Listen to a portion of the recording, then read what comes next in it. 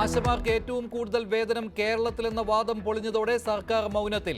ആശമാരുടെ സമരം 24-ാം ദിവസം. പിന്തുണയുമായി വിവിധ സംഘടനകൾ. കേന്ദ്രവിഹിതം കൃത്യമായി നൽകിയെന്ന് മന്ത്രി ജോർജ് കുര്യൻ.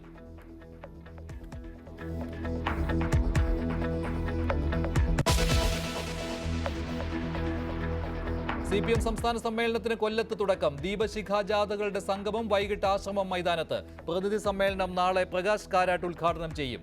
EP ജയരാജനും TP രാമകൃഷ്ണനും കമ്മിറ്റികളിൽ തുടരുമെന്ന സൂചന നൽകി MV ഗോവിന്ദൻ.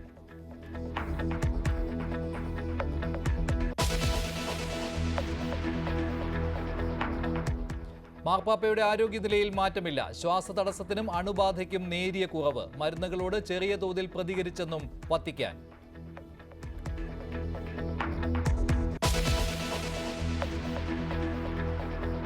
ഇന്ത്യക്കെതിരായ ചാമ്പ്യൻസ് ട്രോഫി തോൽവിക്ക് പിന്നാലെ ഏകദിനത്തിൽ നിന്ന് വിരമിക്കൽ പ്രഖ്യാപിച്ച സ്റ്റീവ് സ്മിത്ത്. ഓസീസിനായി 2 ലോകകപ്പുകൾ നേടാൻ കഴിഞ്ഞത് മഹത്തരമെന്ന് സ്മിത്ത്. ടെസ്റ്റിൽ തുടരും.